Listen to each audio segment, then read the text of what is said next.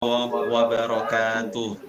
Waalaikumsalam Waalaikumsalam warahmatullahi warahmatullahi wabarakatuh. wabarakatuh. Baik, salam sejahtera untuk kita semua. Om Swastiastu, Namo Buddhaya, dan salam kebajikan. Selamat datang dan selamat malam kami ucapkan kepada Bapak Ibu semuanya, peserta webinar online Komunitas Belajar Inkulikuler Majaye, SD Negeri Telogowungu 02 dengan tema berbagi praktek baik penggunaan media pembelajaran yang menyenangkan. Hari ini, hari Jumat 8 Maret tahun 2024. Dalam waktu 2 jam ke depan, saya Muhammad Rosidul Anwar akan memandu jalannya webinar malam hari ini. Yang kami hormati Ibu Kepala Sekolah SD Negeri Telogowungu 02, Ibu Rujiani MPD. Selamat malam, Bu Ani.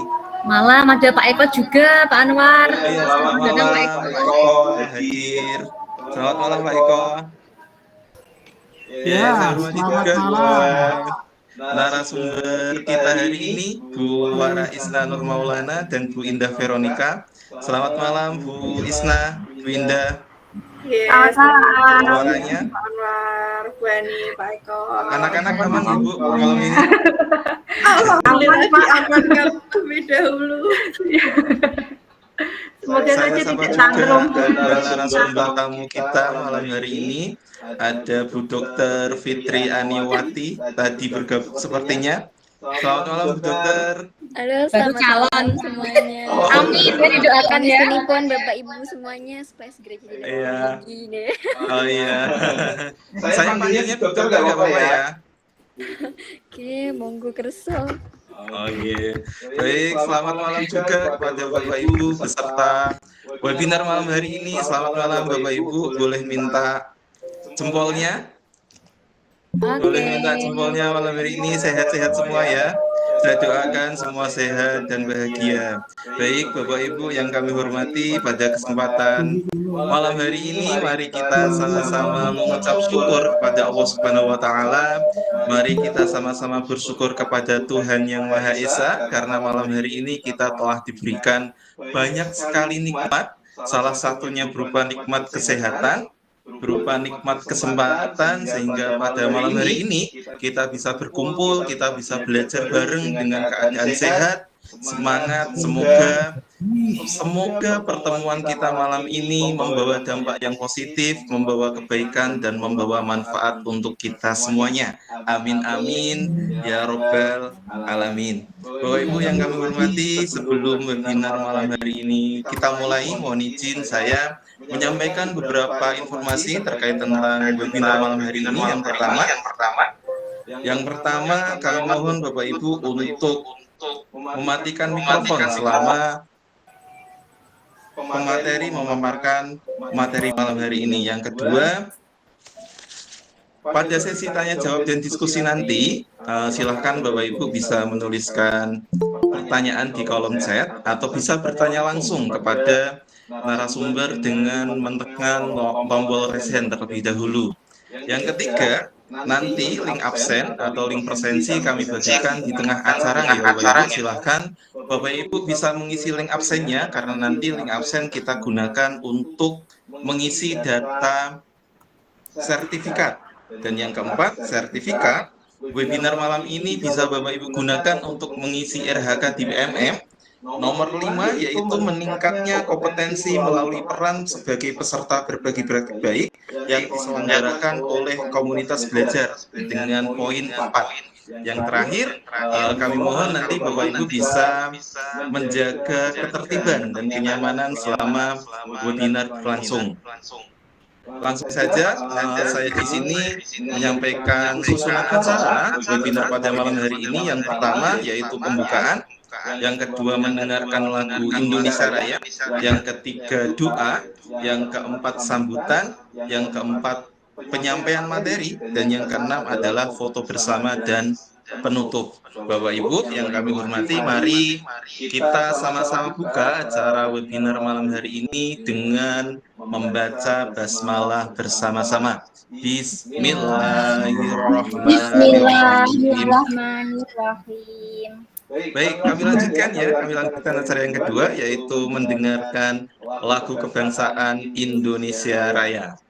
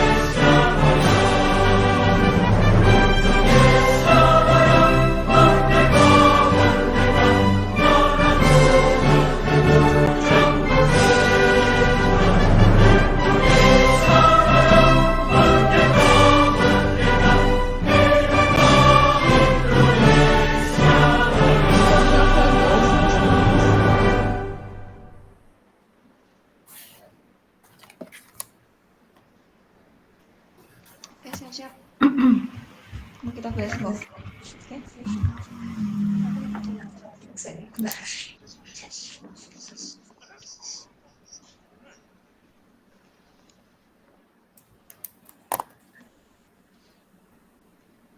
Baik, terima kasih. Mohon maaf ya Bapak Ibu kalau nanti tadi ada kendala suara di lagu Kebangsaan Indonesia Raya.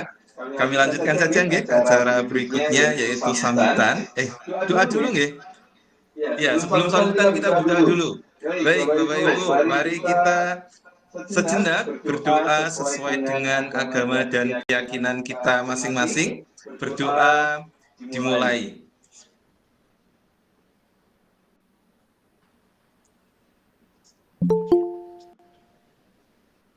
Doa selesai. Terima kasih. Kami lanjutkan acara berikutnya yaitu sambutan. Sambutan yang pertama dari Ibu Kepala Sekolah, Ibu Rujiani. Waktu dan tempat kami persilahkan. Semoga Ibu. Ya, terima kasih Pak Anwar atas waktu yang diberikan pada saya. Assalamualaikum warahmatullahi wabarakatuh. Waalaikumsalam warahmatullahi Wabarakatuh. Ya, alhamdulillah malam hari ini kita masih dalam keadaan sehat dan bahagia. Yang terhormat Bapak Eko Budi Sunario, Bapak Korwil yang sudah berkenan hadir di sini. Yang saya hormati segenap narasumber. Yang pertama ada Bu Wara Isnanur Maulana SPD, ada Ibu Indah Veronica SPD, dan ada Kakak Fitri Aniawati SKG. Yang kami sayangi dan kami banggakan segenap peserta, Ibu Bapak guru hebat yang meskipun malam ini cuaca kurang mendukung tapi masih menyempatkan waktunya bergabung bersama dengan Kombel Inkul SD Negeri Lebong 2 ini. Alhamdulillah, puji syukur kita haturkan kehadirat Tuhan Yang Maha Kuasa yang telah memberikan rahmat-Nya sehingga pada malam hari ini kita masih diberikan kesehatan dan kebahagiaan sehingga dapat belajar bersama, berbagi praktik baik pada malam hari ini. Selanjutnya ucapan terima kasih kami sampaikan kepada Bapak Eko, Pak Korwil, segenap narasumber, dan juga segenap Ibu Bapak guru hebat yang sudah berkenan bergabung pada malam hari ini.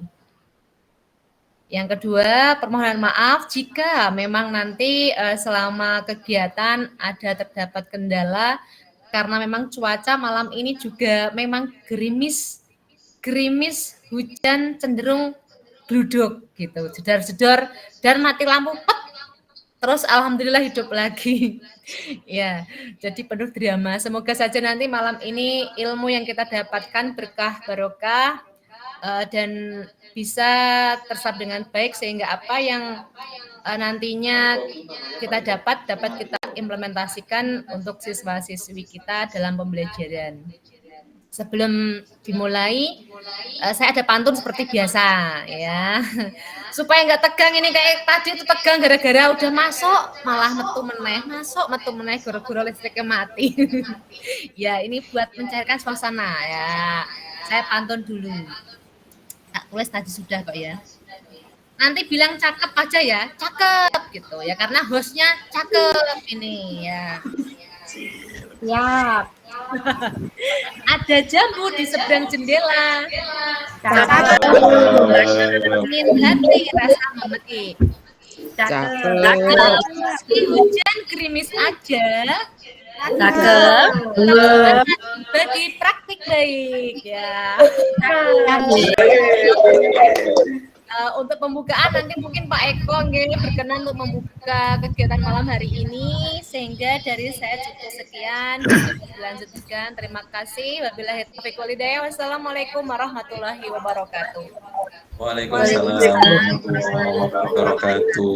Terima kasih Bu Ani sambutannya.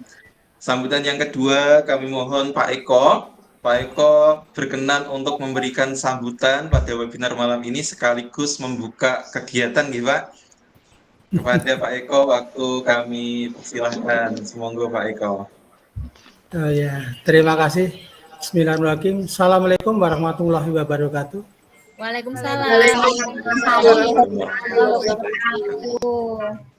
Yang saya hormati Ibu Rujiani selaku Kepala Sekolah SD Telogowungu 2. Yang saya hormati para narasumber yang sudah hadir pada malam hari ini.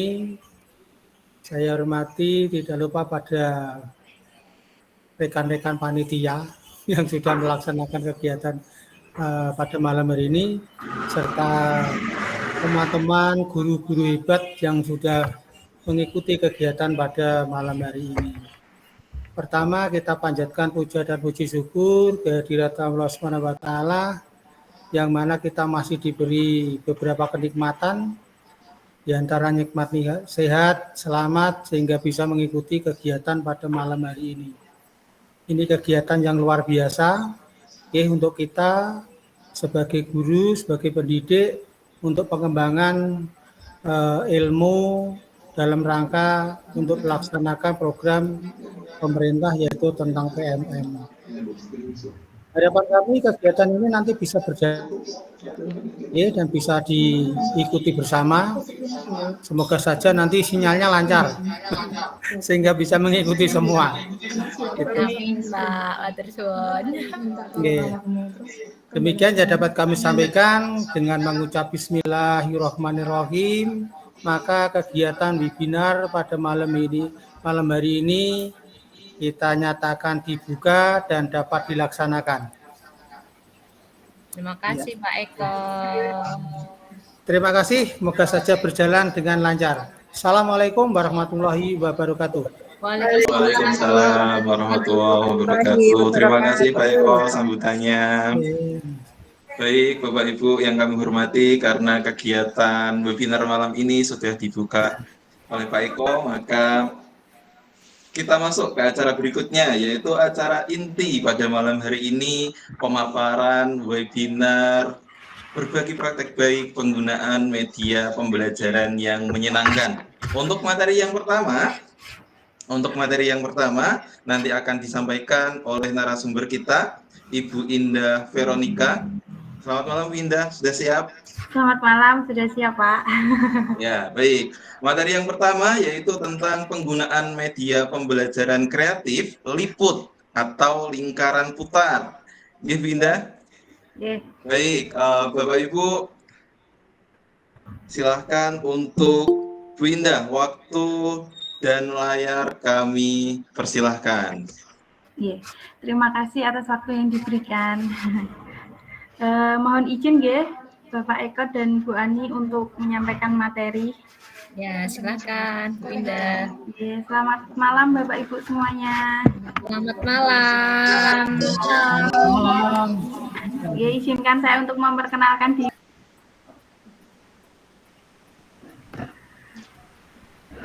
Sampun kelihatan? Sudah. Baik Bapak Ibu, pada malam hari ini saya akan sharing atau berbagi pengalaman saya dalam mengajar di kelas 6 dan bagaimana cara saya membuat media yang saya buat, yaitu media pembelajaran liput atau lingkaran putar. Pendahuluannya yaitu media kreatif merupakan media pembelajaran yang dirancang dan dibuat sendiri oleh guru dalam rangka mempermudah kelompok atau kegiatan disesuaikan dengan kebutuhan siswa dan lingkungan. Bapak Ibu semua, dalam merancang atau membuat media, tentu kita akan menyesuaikan dengan kebutuhan siswa dan materinya, nggih, agar media tersebut bisa digunakan dengan sebaik-baiknya dan tidak mubazir, ya Bapak Ibu. Nah, manfaat dari media sendiri adalah dengan media, proses pembelajaran menjadi lebih menarik. Media pembelajaran dapat dirancang sedemikian rupa sehingga siswa dapat belajar di mana saja dan kapan saja mereka mau, tanpa bergantung pada keberadaan guru. Sikap positif siswa terhadap proses pembelajaran dapat ditingkatkan. Bapak Ibu, diharapkan dengan adanya media ini tidak hanya akan membantu proses pembelajaran saja, akan tetapi media tersebut bisa digunakan siswa untuk belajar walaupun tidak didampingi oleh Bapak Ibu guru, atau bisa digunakan ketika jam istirahat. Ketika mereka bermain dengan teman-temannya, ini loh mediaku di kelasku. Nah, yuk kita main mediaku dengan adik kelas mungkin. Nah, situasi yang saya hadapi adalah dalam pembelajaran di kelas 6, saya sering menggunakan metode ceramah dan media, hanya berupa video atau gambar. Terkadang anak-anak saya ajak belajar di ruang kelas agar mendapat suasana baru. Bapak Ibu, anak-anak saya, anak-anak di kelas 6, kebetulan adalah anak-anak yang hebat sekali. Mereka terkadang itu bosan walaupun saya sudah putarkan video atau saya lihatkan gambar, tapi mereka itu cepat bosan gitu. Mereka lebih suka atau lebih antusias jika mereka bisa praktik langsung atau menggunakan langsung, belajar secara langsung. Nah, tetapi tidak semua materi atau pelajaran bisa kita praktekkan, kita praktek itu tidak bisa. Hanya beberapa saja. Paling mentok itu saya mengajak anak-anak untuk belajar atau melakukan pembelajaran itu di luar kelas atau melakukan pengamatan di sekitar halaman sekolah. Itu pun juga tidak setiap hari atau sering saya lakukan. Nah, oleh karena itu saya terpikir untuk membuat media yang bisa dimainkan atau digunakan oleh anak untuk bermain juga dan untuk praktik langsung.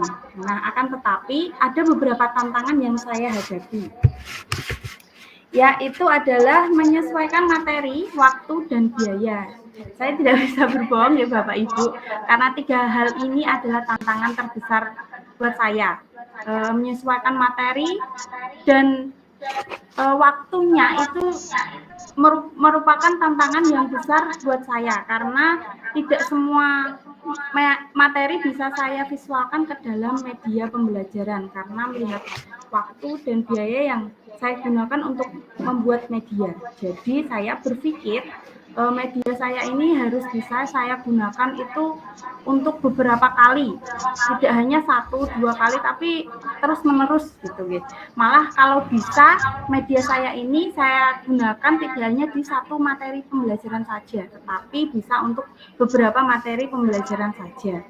Nah, oleh karena itu maka setelah menganalisis tujuan pembelajaran dan materi, maka saya membuat media pembelajaran kreatif, yaitu Liput Lingkaran Putar.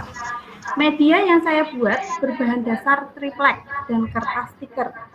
Media yang saya buat dapat dimainkan siswa atau dipakai siswa untuk belajar materi ASEAN dan perkembangbiakan hewan.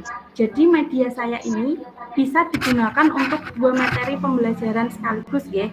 IPA dan IPS. IPA-nya tentang perkembangbiakan hewan dan IPS-nya tentang ASEAN. Jadi bisa dibongkar pasang seperti itu. Jika nanti materinya ASEAN, nanti bisa ditempelkan gambarnya ASEAN. Jika materinya nanti perkembangbiakan hewan, bisa diganti gambar-gambar hewan.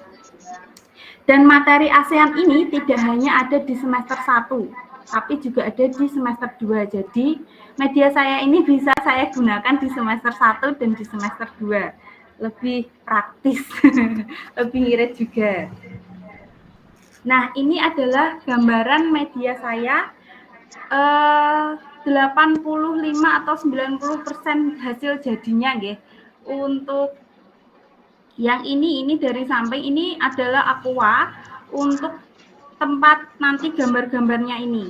Ketika saya nanti mau naruh gambar ASEAN di media saya, berarti gambar hewan yang nanti akan saya masukkan di sini. Dan ini kantong ini berfungsi untuk menyimpan kartu kendali, yaitu kartu yang berisi informasi dari negara-negara yang tergabung dalam ASEAN. Itu ya Bapak Ibu. Nah, bahan-bahannya ini dari triplek dan kertas stiker untuk warnanya ini, untuk gambarnya ini. Ini saya membuat dari Canva. Saya ngedit dari Canva agar lebih bagus hasilnya.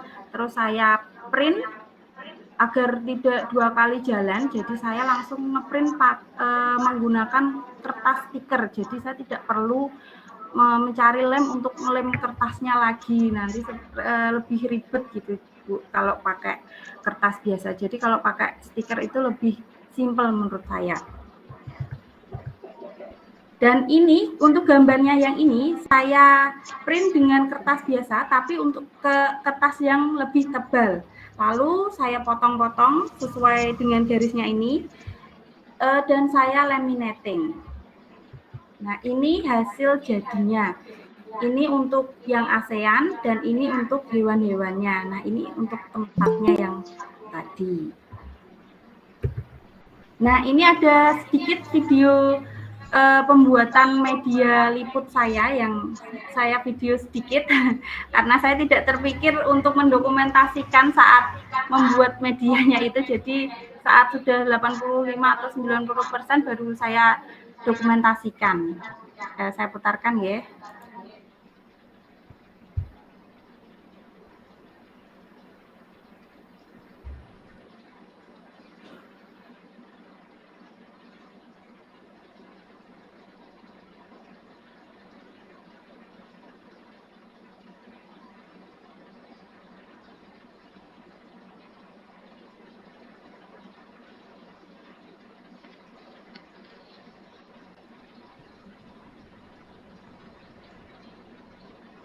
Nah, ini ada video lagi. Ini saat saya menggunakan media bersama murid-murid saya di kelas 6.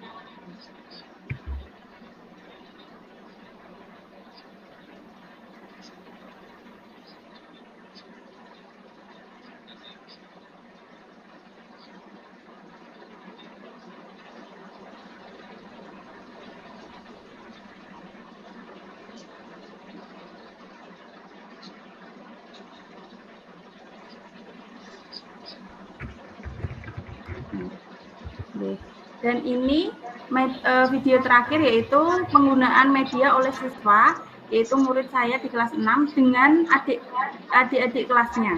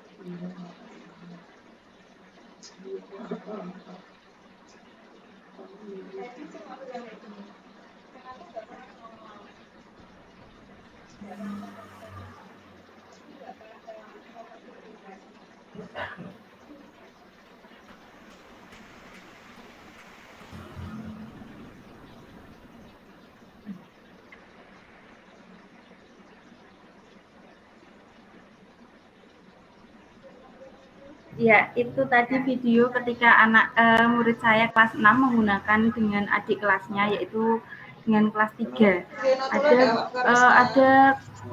Ada sebenarnya ada waktu ketika mereka menggunakan bersama-sama, tapi saya tidak memvideonya karena saya lupa. Oke. Kesimpulannya, media pembelajaran sangat penting dalam penggunaannya, akan tetapi kita juga harus menyesuaikan materi dalam pembuatannya dan penggunaannya, agar media yang kita buat itu bisa berguna, tidak hanya 1 atau 2 kali saja kita gunakan, tetapi juga bisa kita gunakan untuk beberapa materi, ya, seperti itu Bapak Ibu. Ya, demikian yang bisa saya sampaikan. Jika ada salah kata atau saya minta maaf ya. Terima kasih. Selamat malam. Selamat malam Bu Indah. Terima kasih semua pengajarnya. Jadi media liput ini selain ini. Baik, terima kasih Bu Indah. Yeay. Jadi media liput ini selain media pembelajaran yang menyenangkan, juga bisa dimainkan secara mandiri ya oleh siswa. Yeay, ya betul sekali Pak. Ya, terima kasih. Baik, Bapak Ibu, eh, yang ingin bertanya, yang ingin bertanya ditahan dulu nih Bapak Ibu. Kita lanjutkan nanti ke materi yang berikutnya biar lengkap. Kalau Bapak Ibu mau bertanya bisa dituliskan dulu di kolom chat. Nanti saya bacakan. Bu Ida Sudarti tahan dulu Bu. Nanti setelah pemaparan yang kedua baru kita buka sesi diskusi dan pertanyaan. Kayaknya Bapak Ibu ini sudah nggak sabar ya untuk bertanya. Ya, baik. Kami lanjutkan dulu ya. Kami lanjutkan dulu untuk materi yang kedua yang nanti akan disampaikan oleh Bu Wara Isna Nur Maulana. Bu Isna, bisa dinyalakan mikrofonnya? Ya, Pak Anwar. Ya, selamat malam Bu Isna. Selamat malam, Pak Anwar. Baik, Bapak Ibu yang berbahagia, kita lanjutkan materi yang kedua, yaitu tentang media pembelajaran interaktif, augmented reality atau AR. Wah, susah sekali ya ini.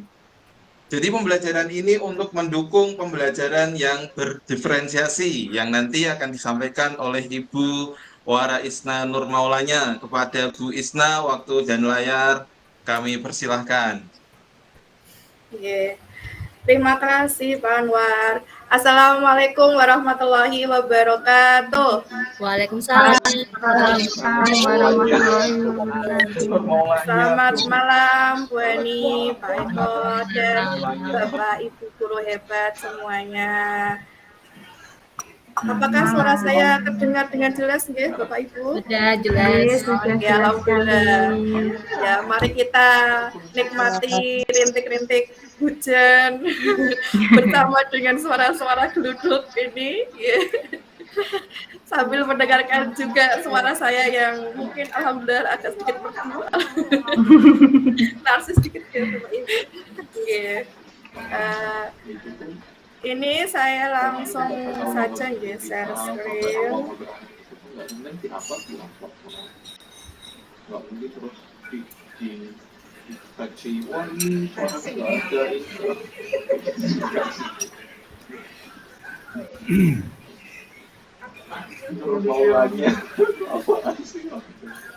Apakah sudah terlihat layar saya, Bapak Ibu?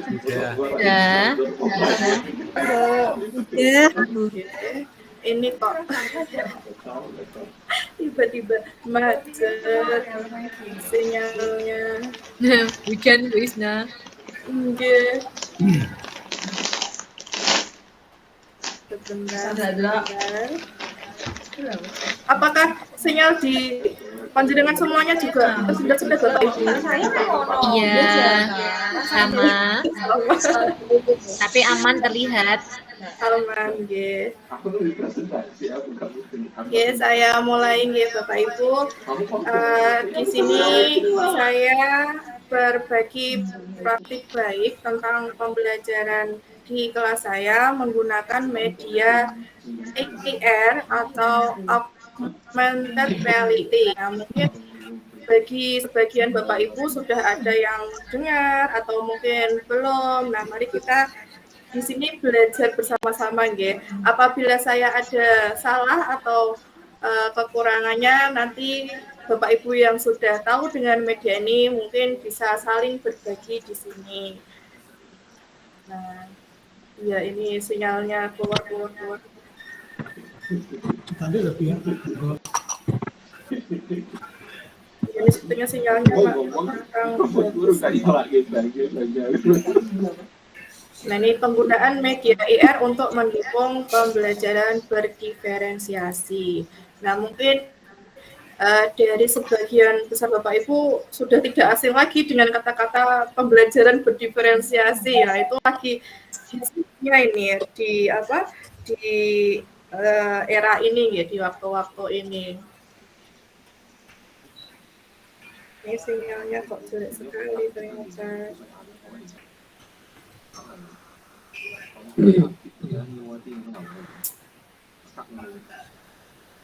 Terima kasih kakak. Gak aneh wah. Terima kasih, kita kembali ya. Terima kasih Bentar, kakak. saya alihkan dulu ke hotspot HP, mungkin lebih lancar. Mohon maaf ya atas ke sendat-sendatnya ini. Ngono terus saya menang dulu ya.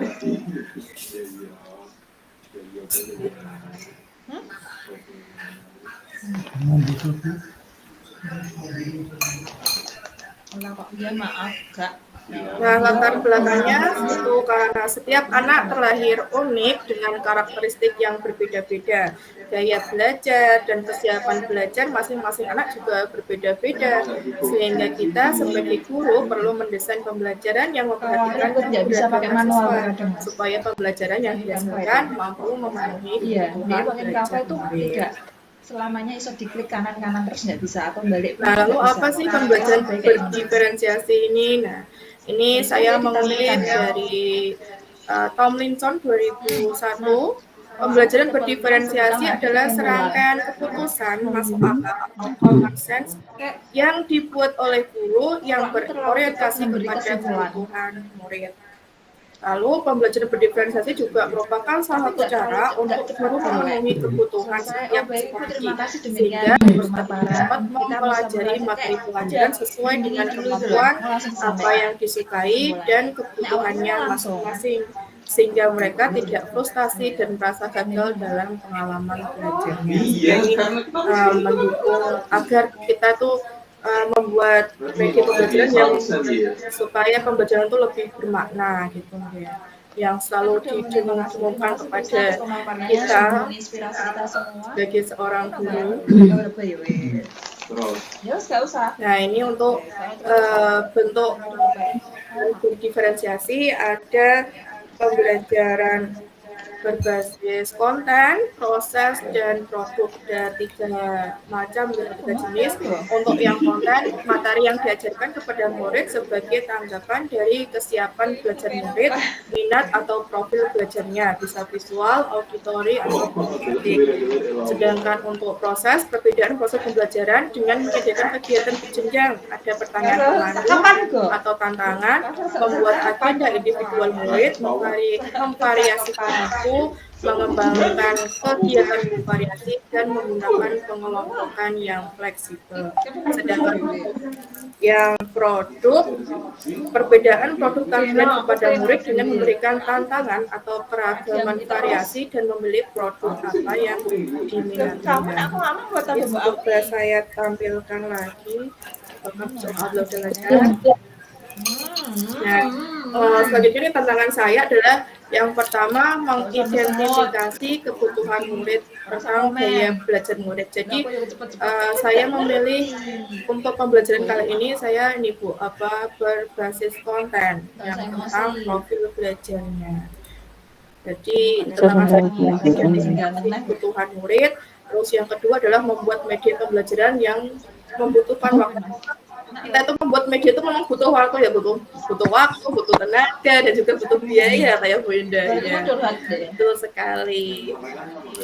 Nah, artinya yang pertama adalah mengidentifikasi gaya belajar peserta didik menggunakan angket. Untuk yang ini sudah saya lakukan di awal tahun ya. Ada asesmen memaknai aksi awal asesmen diagnostik ya, diagnostik kognitif ataupun diagnosis non kognitif. Nah, ini saya asesmen anak peserta didik saya kelas 5, kebetulan saya guru kelas 5. Nah, ini sesuai gaya belajarku. Nah, saya ingin tahu mereka itu gaya belajarnya apa, apakah termasuk anak yang visual, anak yang kinestetik, atau anak yang auditory.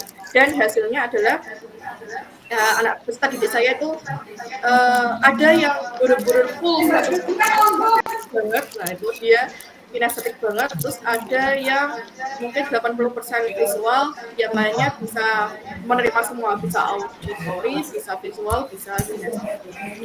Sehingga dalam pembelajaran berikutnya itu saya lebih mengembangkan desain pembelajaran yang mendukung ke arah yang estetik dan visual gitu. Terus yang kedua mendesain kegiatan pembelajaran yang berinspirasi. Nah, kemarin itu saya tentang materi mapelnya IPAS, nah, karena di SD itu IPA dan IPS digabung jadi menjadi IPAS. Lalu materinya adalah bagaimana kita dan untuk tujuan pembelajarannya siswa dapat mengidentifikasi organ pernapasan tertentunya, siswa dapat menjelaskan proses bernafas, lalu dapat mengidentifikasi saluran pernapasan. Jadi di sini tuh anak-anak membuat ini organ pernapasan, paru-paru dan saluran pencernaan manusia. Ini kalau di gambar yang mereka membuat organ pernapasan paru-paru, ini mereka membuat praktek ini apa saluran pencernaan. Nah ini dokumentasinya. Nah ini kalau ini seperti ini yang gambar dari alat peraga organ pernapasan paru-paru. Kalau yang ini mereka sedang membuat saluran pencernaan manusia. Jadi kegiatan yang menggunting, menempel seperti ini, ngelem itu bagi mereka tuh asik dan seru. Nah ini tuh memenuhi anak-anak yang ini daya belajarnya kinestetik gitu. Jadi dia lebih suka untuk menggunting, menempel, lem, pakai lem tembak tuh suka banget. Saya nggak tahu kenapa bagi mereka anak-anak SD tuh suka banget kegiatan-kegiatan kayak gini. Nah ini pas mereka praktek yang saluran pencernaan.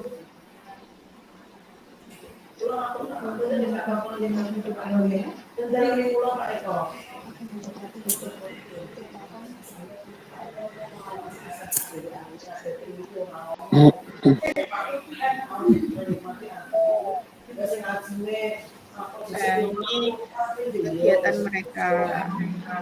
Lalu selanjutnya ini saya menggabungkan antara kegiatan yang membuat itu tadi juga ini saya membuat media namanya augmented reality atau IR. Apa itu IR? IR dapat didefinisikan sebagai sebuah teknologi yang mampu menggabungkan layar tiga dimensi ke dalam sebuah lingkungan yang nyata, kemudian memunculkannya atau memproyeksikannya secara real time. IR sendiri dapat digunakan untuk membantu memvisualisasikan konsep abstrak untuk pemahaman dan struktur suatu model objek. Beberapa aplikasi IR yang dirancang untuk memberikan informasi yang lebih detail pada pengguna dari objek nyata. Jadi anak SD itu kan dia berpikirnya untuk yang kelas 5 ya, untuk yang kelas 5 kan peralihan dari konkret ke abstrak. Nah, IR sendiri ini membantu mereka untuk peralihan dari konkret ke abstrak tersebut. Jadi IR itu sebenarnya nyata tapi nggak nyata. Nah, itu gimana itu nyata tapi nggak nyata? Mari kita lihat videonya. Ini gambar paru-paru ini. Paru-paru. Bentar saya perlihatkan videonya. Ini pakai aplikasi Bapak Ibu. Kita membuatnya itu mengawali dari web.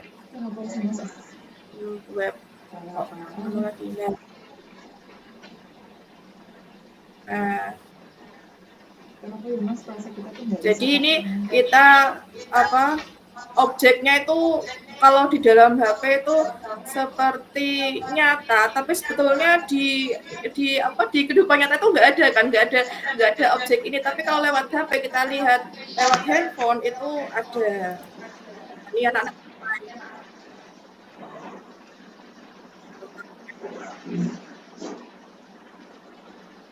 Nah ini kan anak seperti berarti paru-paruku yang di dalamku tuh bentuknya seperti ini toh. Nah itu kan membantu mereka dari berpikir konkret ke abstrak gitu. Mereka bisa membayangkan paru-paruku kalau di dalam itu yang terlindung tulang rusuk itu seperti ini.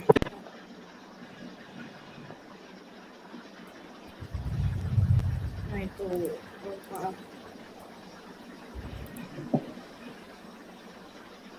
Nah, ini.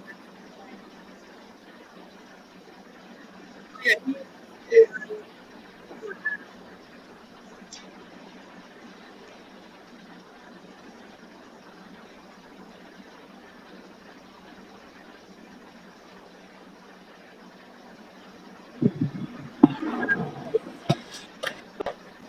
dilewati oleh tiap hari, ada lampu, khusus jalur. Di kehidupan nyata gambar ini nggak ada. Nah, apa lihatnya bisa dari HP saja. Nah, ini saya di video kan sih. Di kehidupan nyata nggak ada, tapi kalau kita lihat di dalam HP itu ada.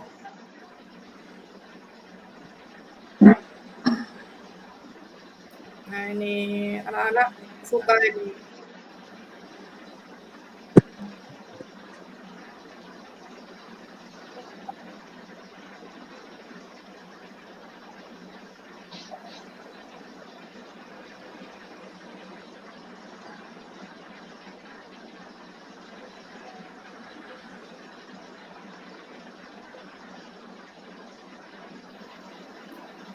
Ya, gitu. Jadi saya malah mengenal media ini awalnya tuh dari buku anak-anak. Jadi buku anak-anak luar negeri itu sudah berbasis seperti ini semua. Saya tuh beli buat anak saya, terus loh ternyata lucu kok, asik gitu. Terus saya scroll ke Instagram, ternyata di Indonesia ada pembuatnya, namanya Assembler Edu. Nanti saya kasih linknya, cara pembuatannya di kolom chatnya. Nah ini bisa, kalau ini bisa sudah bisa ditautkan ke Canva, jadi bisa diputar-putar. Dia sudah mulai berkembang deh, assemblernya itu sudah mulai berkembang, dia sudah terintegrasi dengan Canva. Ya macet lagi.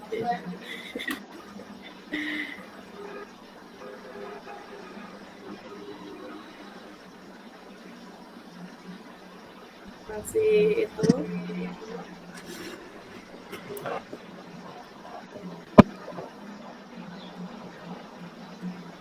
masih loading. Nah itu tentang AR atau augmented reality.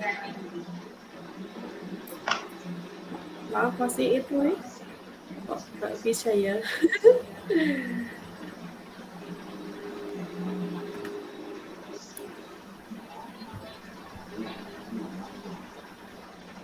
Ya, itu Pak Anwar dari saya.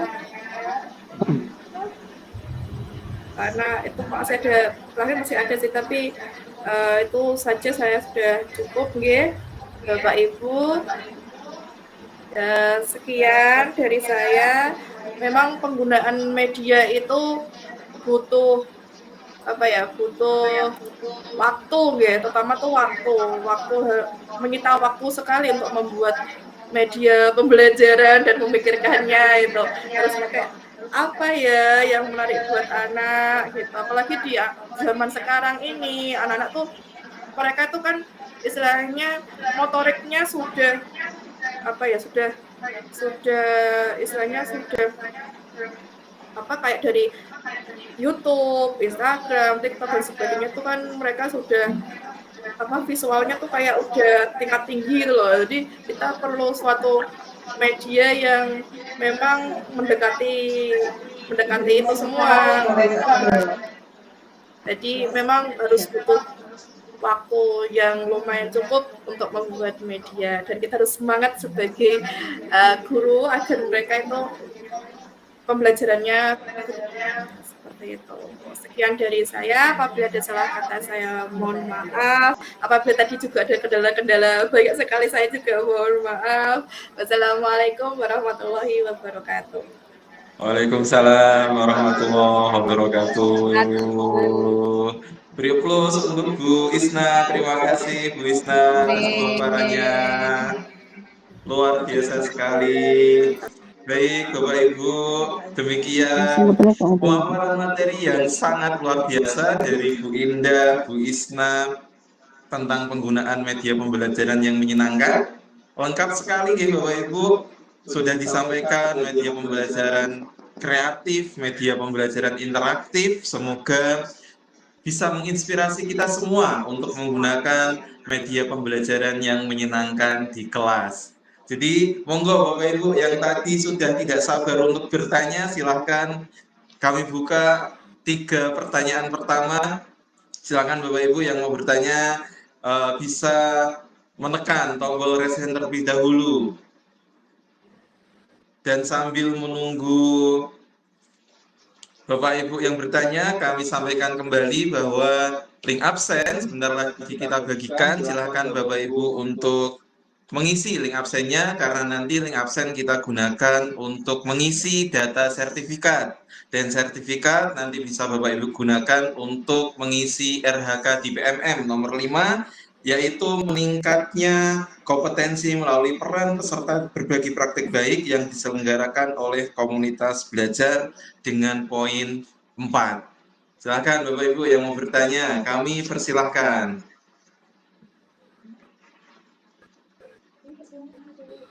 Bu Ida Sudiarti tadi menekan raise hand. Selamat malam Ibu. Ada pertanyaan Bu tentang materi kita malam hari ini?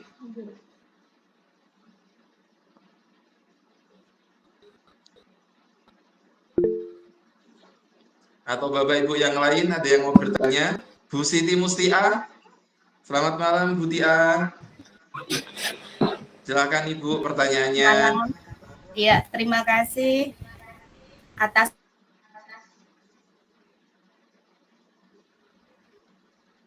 Bu Tia, mohon mikrofonnya dinyalakan terlebih ya, dahulu. siap. Ya, Ya, siap Bu Tia. Assalamualaikum warahmatullahi wabarakatuh. Selamat malam. Terima kasih atas narasumber pada malam hari ini, terutama buat Bu Indah Veronica sama Bu Wara Isna Nur Maulana. Sungguh media pembelajaran yang interaktif bagi anak-anak dan juga bisa membuat referensi buat kita semua. Di sana tadi ada media pembelajaran liput sama media pembelajaran ER atau augmented reality ya, itu ya sungguh luar biasa, karena kita juga tahu benar tadi kata Bu Isna bahwa kebanyakan banyak kendala yang kita gunakan untuk membuat media pembelajaran ini sangat bermanfaat buat referensi kita. Saya mau tanya Bu Isna, ini buat Bu Isna dari augmented reality ya, dari media pembelajaran augmented reality. Bu Isna, apakah boleh di dalam sini kan anak-anak itu ya, anak-anak itu punya handphone ya, kebanyakan karena saat ini saya rasa semua anak-anak memiliki handphone. Apakah boleh anak-anak itu membawa handphone dengan memainkan media augmented ER tadi dengan apa itu? Dengan mereka punya mereka sendiri. Jadi mereka benar-benar merasakan teman-temannya kayak gitu. Sungguh menyenangkan. Saya rasa cuma sekian. Terima kasih dari Bu Isna. Dan mohon itu linknya Bu Isna, cara pembuatannya, assembly-nya. Oh iya, Bu Tia, siap. Langsung dijawab. Monggo Bu Isna bisa dijawab. Oh iya. Terima kasih sebelumnya untuk Bu Tia atas pertanyaannya.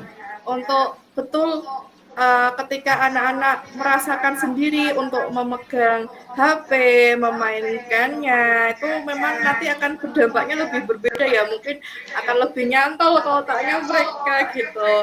Nah, tapi kemarin memang saya belum berani atau belum memperbolehkan anak-anak untuk membawa HP ke sekolahan gitu, karena saya masih menimbang-nimbang baik dan buruknya.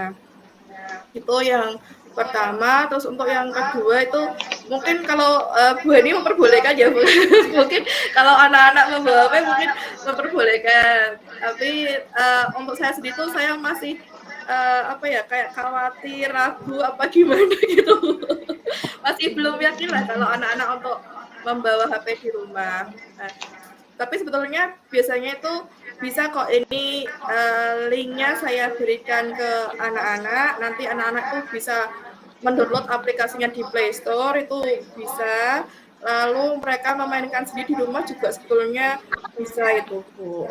Mungkin nanti saya ajari terus dia bisa memainkan sendiri di rumah, bisa melihat-lihat, oh ini tuh lambungku tuh di sini, ususku kayak gini bentuknya. Nah, seperti itu. Usus besarku seperti ini, usus kecilku seperti ini. Fungsinya untuk apa? Itu bisa di rumah. Jadi untuk saya sendiri itu belum lah, untuk anak SD jangan dulu lah bawa HP ke sekolah tuh, kayak saya tuh masih kayak gimana ya, maksudnya was-was gitu Bu. Mungkin kalau Bapak Ibu yang lain punya prinsip atau pandangan sendiri tentang anak membawa HP ke sekolahan, tidak apa-apa. Tapi kalau untuk saya sendiri tuh saya masih kayak agak was-was untuk anak-anak membawa HP ke sekolahan, terutama untuk anak SD. Kecuali untuk mungkin sudah SMP atau SMA mungkin beda lagi gitu. Jadi bisa dibandingkan ke anak-anak ketika mereka pulang sekolah. Sebenarnya anak-anak juga sekarang tuh udah bagus-bagus ya Bu ya, udah RAM-nya udah speknya udah bagus-bagus, kadang malah bagus ada HP anak-anak dibanding gurunya. Gitu. Ada kalau soal HP tuh kadang mereka bagus-bagus tuh. Udah tanyain, kamu dapat uang dari mana beli HP? Dari itu Bu, katanya tuh uang lebaran, uang wisit. Mereka dapat banyak-banyak, mereka tabung bertahun-tahun, terus akhirnya mereka beli HP. Itu yang cewek-cewek. Terus kalau yang cowok tuh, itu Bu, aku dari Kitan. Nah itu dari Kitan kan dapat saku banyak gitu. Akhirnya mereka bisa membeli HP. Kene kono bisa tak ngono. Itu bisa diterima. Iya, Saya. Dim.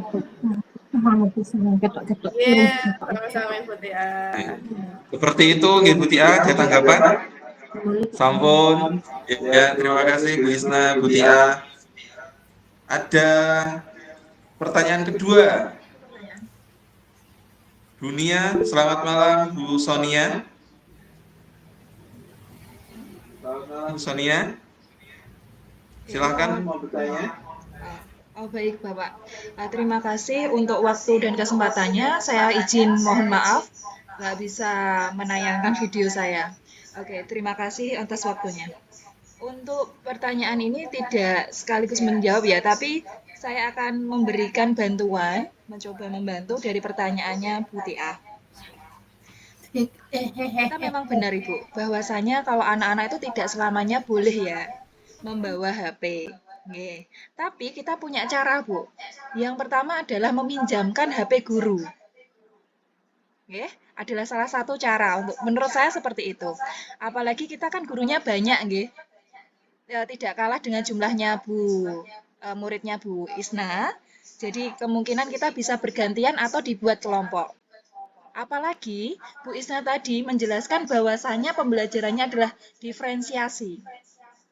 Pastinya itu tidak hanya visual saja, tetapi juga memiliki beberapa poin untuk anak pelajari. Apalagi kan kita menggunakan diferensiasi. Kita bisa bagi, ataupun tidak hanya semua menggunakan HP. Tapi bisa proses, media, kemudian dari visual atau audio visual, seperti itu. Penambahan saya seperti itu. Untuk pertanyaan saya, Bu Isna, bagaimana menerapkan kepada siswa yang SDM-nya kurang, tidak hanya media, tapi juga SDM-nya. Terima kasih Bu Isna atas waktunya, Pak Anwar, terima kasih.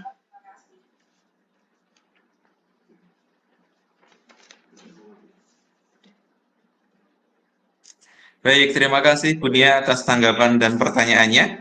Silahkan Bu Isna bisa menjawab pertanyaan dari Bu Nia.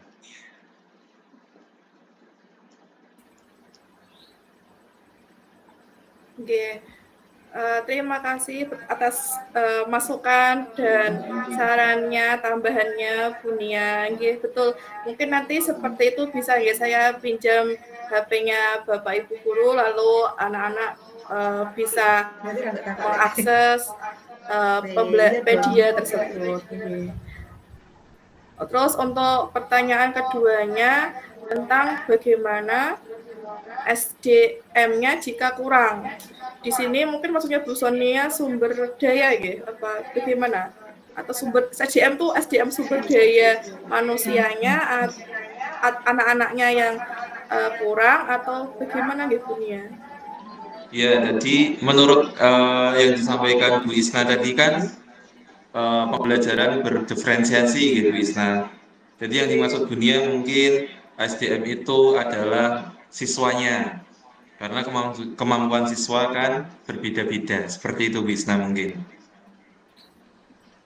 Oke, kalau tadi saya kan berdiferensiasinya selain anak-anak membuat alat peraganya langsung, itu mereka juga bisa belajar lewat VR. Jadi saya nih mengkombinasikan dua, gitu, udah pakai dua media gitu.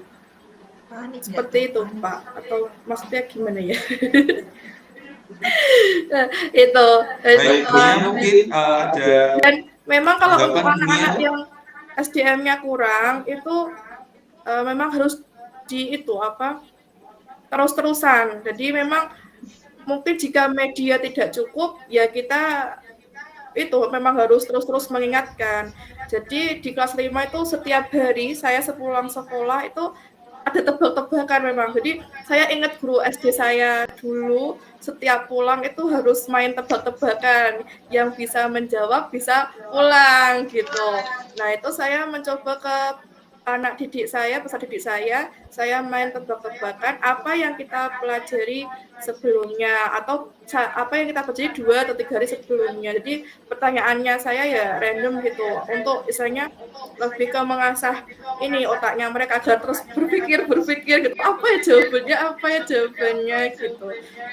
Mungkin itu kalau saya tuh kalau anak-anak dengan SDM-nya yang kurang ya memang kita harus memang lebih berusaha, lebih effortnya lebih banyak memang, karena ya kita ketahui lah peserta didik kita tuh bukan peserta didik yang kita bacakan satu materi atau kita berikan satu materi mereka bisa enggak. Mereka adalah tipe-tipe anak sih kita 2, 3, 4 bahkan 10 kali menjelaskan baru mereka bisa oh iya paham, oh iya. Jadi memang kita sebagai gurunya harus telaten dan sabar. Selain menggunakan media juga kita memang istilahnya ngedrill ya, sistem drilling gitu. Saya mungkin kalau ada yang salah penamaannya yaitu sistem drilling, berarti ditanyain terus ini fungsinya apa, dibedai gitu. Itu kalau saya mungkin seperti itu Bu Nia, atau mungkin Bu Indah bisa menambahkan gimana siasatnya Bu Indah untuk anak-anak kita gitu, kan Bu Indah juga punya cara gitu. Monggo. Silakan Bu Indah. Bu Nia sudah memberikan jempol, sepertinya sudah cukup atau ada tanggapan Bu Nia? Bu Indah ada yang mau ditambahi?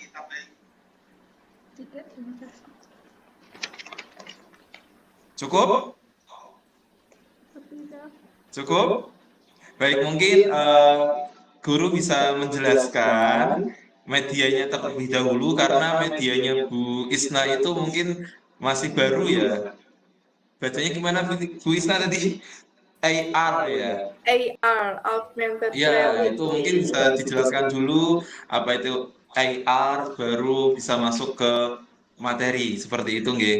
Baik Bapak Ibu, satu penanya lagi saya persilahkan, silahkan bagi yang mau bertanya.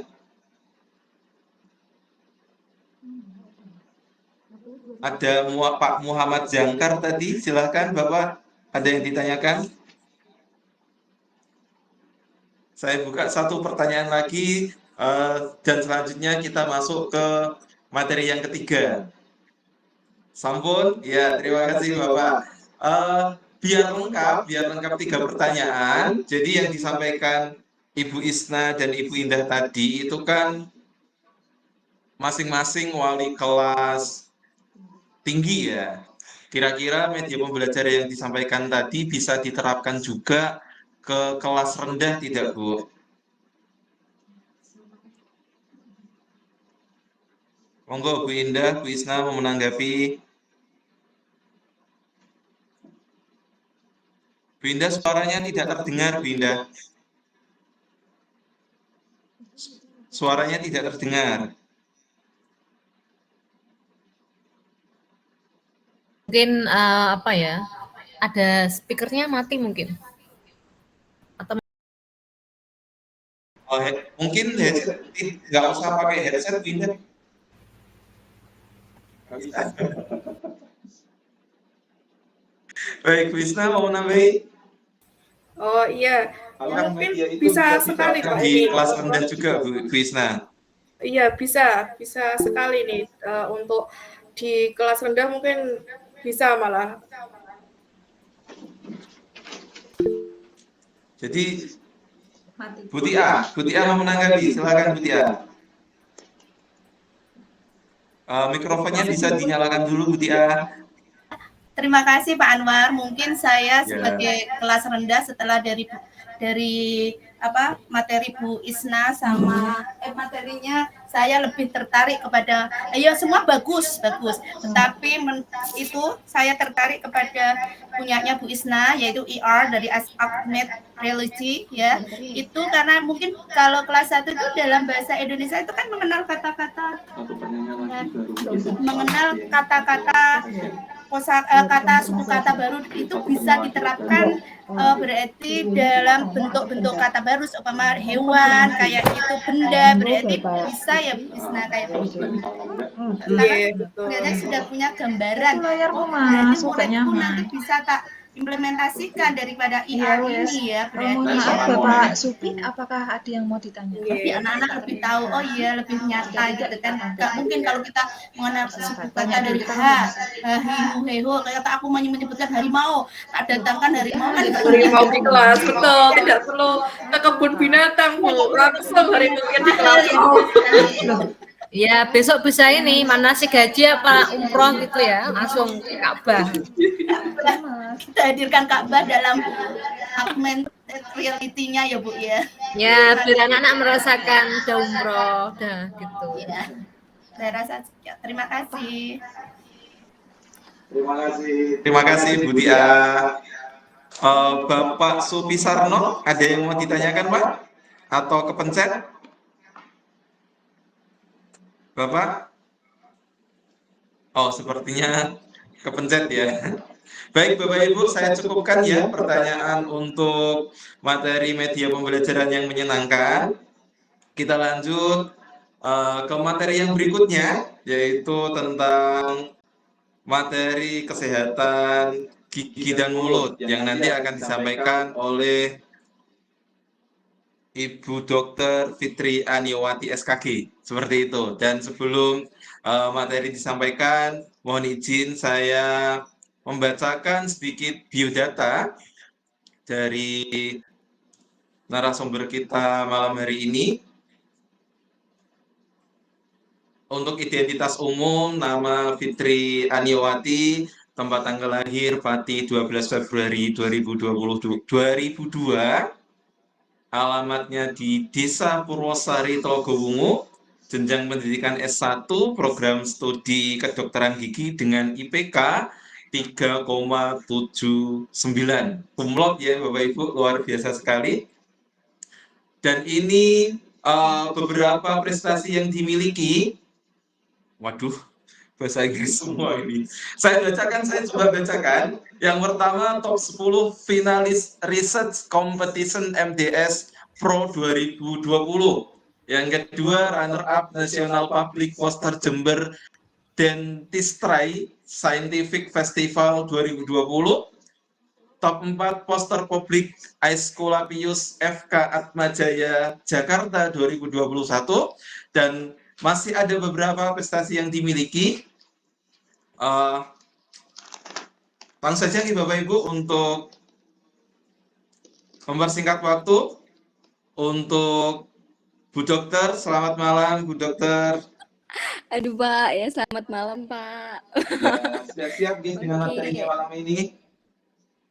Iya, terima kasih atas kesempatannya ya Pak. Baik, silakan Bu Dokter, waktu dan layar kami persilahkan. Oke, di sini saya mau izin untuk share screen dulu ya. Bentar. Screen. Ini apakah sudah terlihat? Belum ya? Belum Bu Dokter. Belum, Mbak. Oke, sebentar. Ya, Mbak. Bentar. Share dulu. Bentar ya. Apakah terlihat? Nah, ya. Sudah terlihat? Sudah. Oke, pembukaan dulu ya Bapak Ibu semuanya. Sebelumnya selamat malam. Perkenalkan saya Fitri Anewati. Masih sarjana ya, sebenarnya masih akan di dokter gigi. Nanti mohon doanya supaya cepat jadi dokter gigi. Nah, pada kesempatan kali ini saya akan membawakan tentang edukasi kesehatan gigi dan mulut untuk pendidik Bapak Ibu sekalian dan juga peserta. Layarnya masih itu, Mbak. Layarnya, Mbak. Masih apa? Masih itu. Ya, belum materi. Oh, belum materinya. Oh. Ini apakah sudah? Belum juga. Bentar.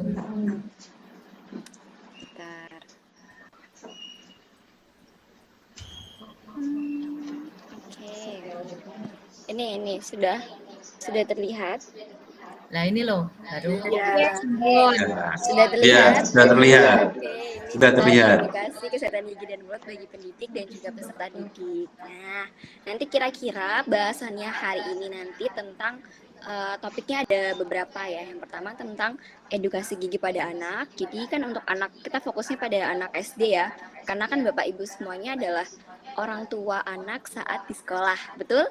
Betul. Sama yang kedua nanti tentang kegawat daruratan gigi. Jadi gigi itu juga ada hal-hal yang gawat darurat gitu. Terus sama ada tentang cara menyikat gigi dan juga nanti ada penggunaan media. Nah, penggunaan media ini bonus. Tadi kan tentang kita bahas dari topik pertama dan kedua adalah tentang media pembelajaran. Jadi kalau untuk media kesehatan gigi juga ada medianya. Nah, kalau melihat gambar ini kan Bapak Ibu guru gitu. Guru itu kan digugu dan ditiru ya. Betul Pak Ibu sekalian? Iya.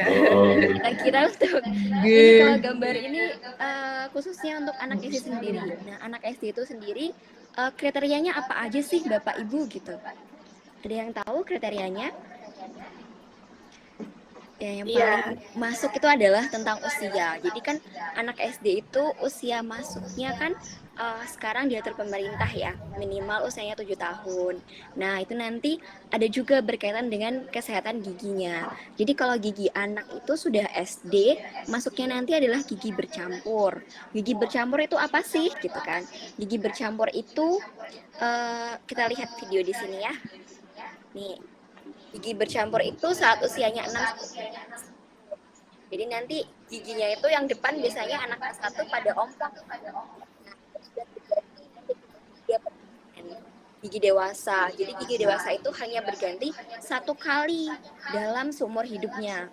Jadi nanti kalau anak SD itu kelas 1 misalkan gigi depannya kan udah pernah copot, udah tumbuh. Nah nanti ternyata qadarullah dia jatuh. Nah itu gigi permanennya udah nggak bisa tumbuh lagi Bapak Ibu. Jadi itu yang dinamakan gigi bercampur atau fase gigi bercampur gitu. Terus nanti kita akan next tentang yang namanya karakteristik anak SD. Ini pas kalau ngajarin karakteristik anak SD mah bukan saya ya Bapak Ibu ya, tapi Bapak Ibu sekalian pasti sudah mengerti. Nah, biasanya kalau anak SD itu kayak gimana sih Bapak Ibu?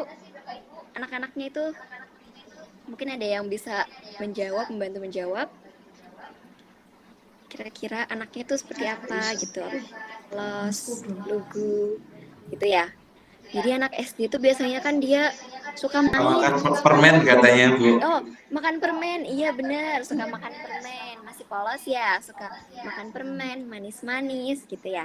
Biasanya anak SD itu suka main, bener apa tidak Bapak Ibu? Masih suka pengennya main gitu. Kalau pelajaran juga pasti main gitu ya, masih rame gitu. Terus sama anaknya itu biasanya aktif, ke sana, ke sini gitu kan, lari-lari gitu. Terus biasanya suka duduk gitu kan, sampai waktu SD dulu ada yang ketua kelasnya suka nyatetin siapa yang rame Bu gitu nggak? Masih kayak gitu nggak ya Bapak Ibu di kelasnya? Dulu kalau saya SD kayak gitu. Alhamdulillah sudah ada. Sudah tidak ada. Terus sama biasanya anaknya tuh suka polos. Tadi polos, belum tahu misalkan makan manis kebanyakan nanti aku akan gimana ya? Anak kan belum tahu sampai segitunya. Jadi disitulah peran Bapak Ibu sekalian untuk memberikan edukasi. Oh, kok Bapak Ibunya sih bukannya orang tuanya gitu. Orang tuanya itu harus, Bapak Ibu pun juga harus menerapkan juga atau memberikan edukasi, betul? Nah, biasanya sifat-sifat anak seperti ini suka mudah yang namanya dia tadi terutama yang aktif ya, suka biasanya tuh jatuh. Terus tadi kalau jatuh nih apa sih yang akan terjadi pada gigi-giginya gitu. Biasanya tuh ada beberapa kemungkinan. Paling gampangnya tuh empat hal yang akan terjadi. Bisa itu giginya dia patah, bisa giginya jadi goyang, bisa giginya copot, atau bisa giginya jadi masuk ke dalam kayak gitu. Nah, kalau gigi patah ini biasanya kan kayak gini, kalau patahnya hanya sedikit seperti ini masih bisa ditambal. Tapi kalau patahnya sudah sampai terus gini banget ya, biasanya tuh harus dirawat lanjutan gitu, baru bisa ditambal kayak gitu. Terus kalau giginya goyang bisa dirawat juga perawatan seperti ini. Nanti perawatan-perawatan tersebut bisa dikonsultasikan kepada dokter giginya ya, di puskesmas bisa. Kemudian kalau gigi terjatuh, ini kan yang paling sering terjadi tuh biasanya giginya anak kelas 1 SD, gigi depannya baru tumbuh ternyata udah lepas karena jatuh. Nanti itu biasanya bisa untuk disambung kembali Bapak Ibu. Ini apakah sudah pernah tahu sebelumnya kalau ternyata gigi itu bisa kalau copot bisa dimasukin lagi? Apakah sudah tahu? Nah, ternyata kalau gigi yang lepas itu bisa dimasukin lagi Bapak Ibu. Jadi nanti pertolongannya pertama adalah kalau anak jatuh ya, tentunya adalah kita mengamankan anaknya. Kemudian tenangkan diri juga, tenangkan diri jangan panik sama tenangkan anaknya. Kemudian nanti pada giginya, kalau giginya lepas ya sampai ke akarnya gitu. Jadi gigi itu nggak cuman apa yang kita lihat gini, kalau kita senyum kan senyum gitu kan, cuman ada kelihatan namanya ini mahkota gigi. Tapi di dalamnya itu ada yang namanya akar gigi. Nah, nanti kalau dia jatuh giginya sampai semuanya gigi ini terlepas, nanti jangan dipegang yang bagian akar giginya. Tapi yang mahkotanya sini yang dipegang boleh. Terus nanti kalau misalnya jatuh itu kan naik sepeda atau apa lari gitu kan ke tanah misalkan, kan kotor. Boleh itu dibilas pakai air. Tapi jangan sampai yang kayak jaringannya itu ya, jaringannya itu jangan sampai dibersihkan banget. Jangan pakai sabun. Terus nanti diletakkan gigi itu ke misalkan ada air liurnya anak itu sendiri atau misalkan susunya tuh jangan susu di Indomaret yang ada rasa coklat gitu-gitu ya, tapi susunya itu susu murni atau nanti bisa ke apotek beli air salin tuh air buat infus. Terus nanti bisa air kelapa muda kayak gitu. Nanti disimpan giginya terus dibawa ke puskesmas buat bisa dipasang lagi giginya. Tapi ya ada pertimbangan-pertimbangan khusus lagi sih nanti. Tapi itu pertolongan pertama yang wajib untuk Bapak Ibu ketahui saat nanti anaknya sendiri misalkan atau anak didiknya ternyata jatuh dan giginya sampai terlepas. Ini kan fun fact ya Bapak Ibu ya, fakta baru ya. Terus habis itu kita akan belajar tentang cara menyikat gigi. Oke, tadi memang saya nggak akan membawakan topik seperti misalkan penyakit gigi gitu ya. Penyakit gigi kan ada banyak, misalkan ada gigi berlubang, gusi berdarah dan lain sebagainya. Tapi penyakit itu bisa dicegah sebenarnya dengan memperbaiki yang namanya cara menyikat gigi kita. Jadi saat kita makan itu kan kita menyimpan banyak kotorannya ya. Nah itu kita harus belajar juga caranya membersihkannya dengan baik dan benar. Gitu. Cara menyikat gigi itu seperti apa sih gitu? Paling tinggal di gitu kan ya. Kita tahu namanya adalah rules of two. Jadi dia harus 2 menit 2 sisi di sebelah gigi. Nah ini ada videonya Bapak Ibu tentang cara menyikat gigi. Ini kalau ditonton mungkin agak sedikit lama ya. Tapi nanti kalau pakai video tuh mungkin lebih bisa menjelaskan gitu ya. Ini saya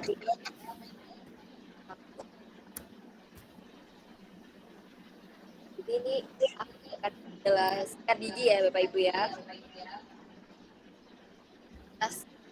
Pakai media wayang biar lebih apa ya, bisa di harapan.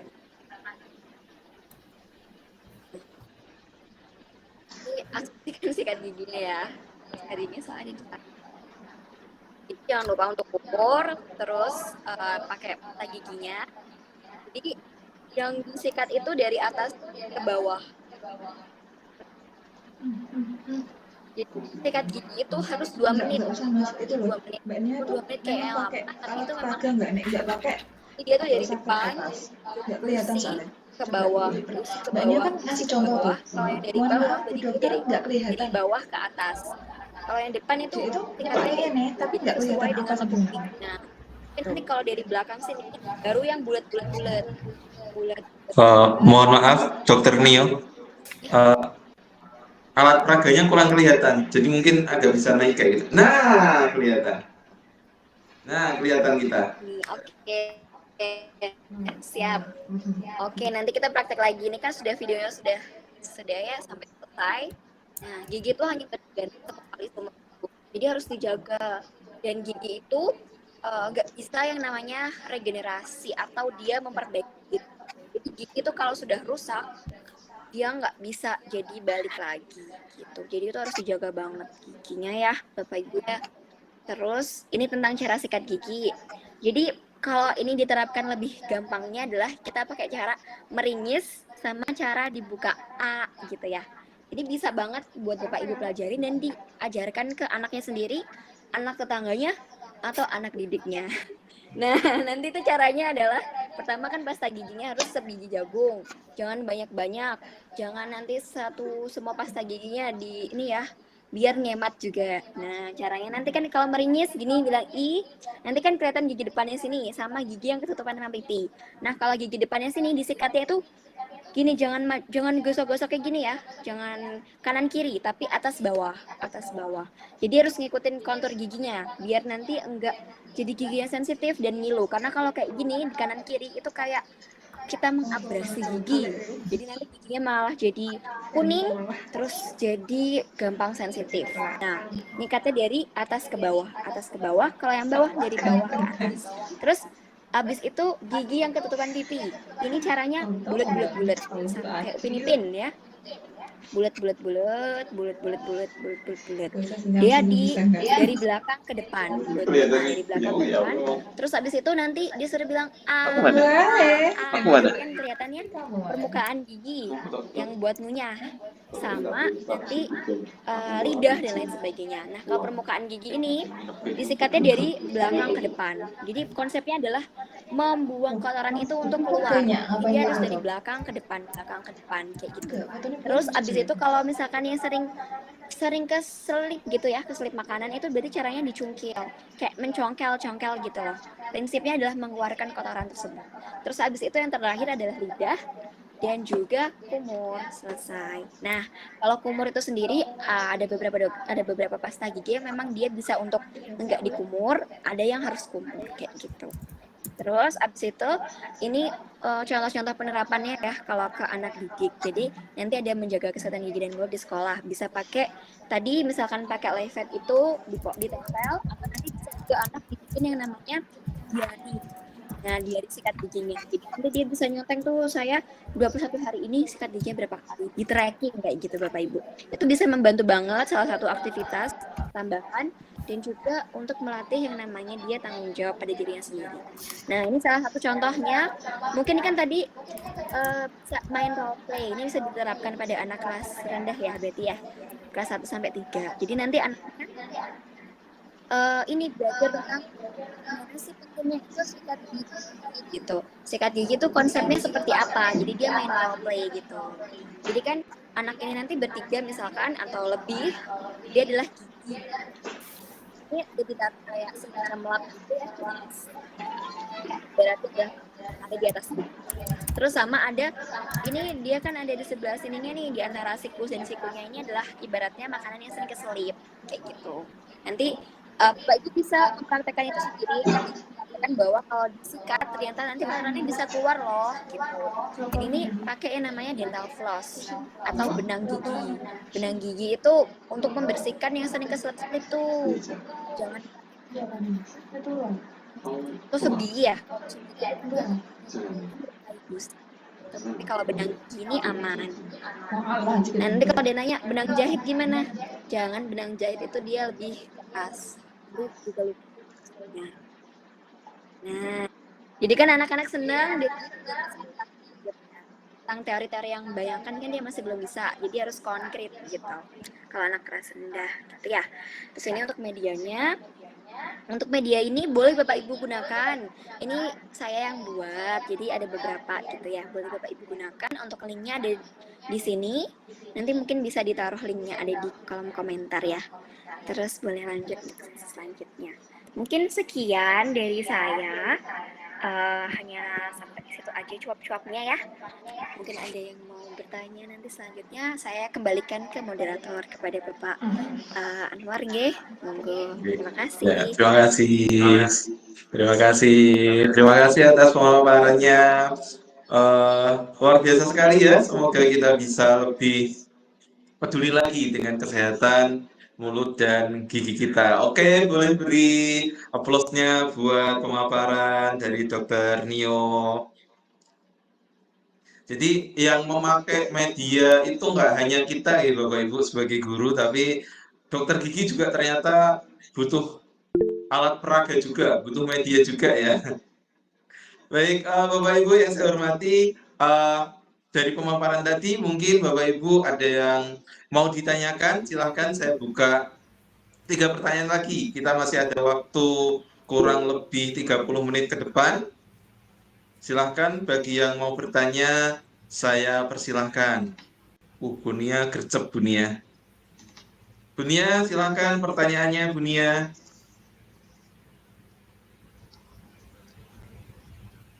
Baik, terima kasih. Selamat malam Bu Dr. Anio.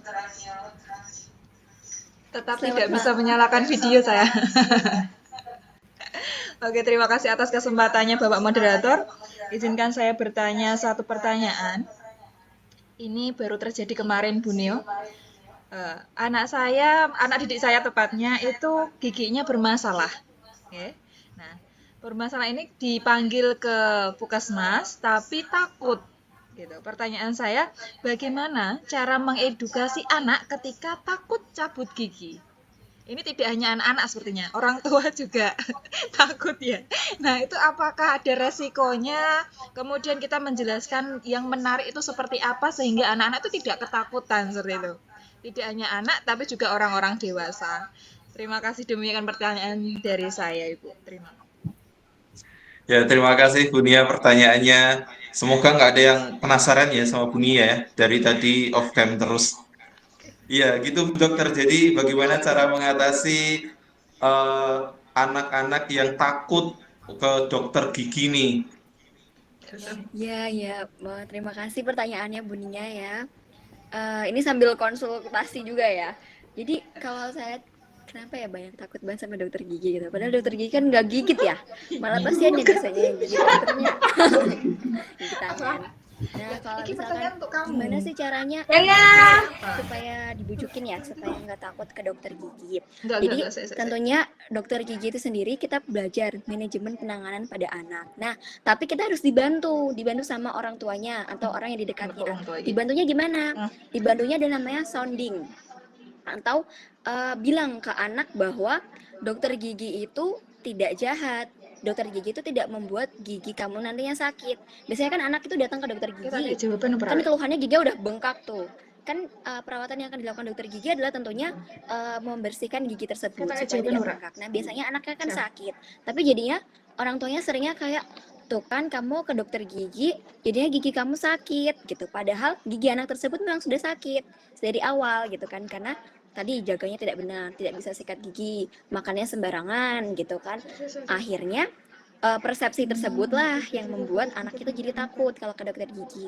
Jadi mohon bantuannya Bapak Ibu sebagai ayah bunda, dan juga Bapak Ibu sebagai ibu guru ya, untuk sounding ke anak bahwa dokter gigi itu tidak jahat, tidak akan membuat gigi kamu sakit, seperti itu.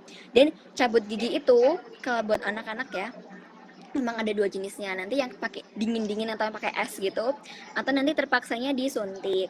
Nanti disoundingkan aja, omongkan bahwa kalau cabut gigi itu tidak akan bahaya gitu, tidak akan sakit, Iya. dan nanti akan banyak manfaatnya. Misalkan gini, kalau giginya nanti nggak dicabut, nanti gigi kamu bisa tongos loh gitu, atau gigi kamu nanti bisa tumbuhnya jadi gingsul gitu, jadi nggak bagus.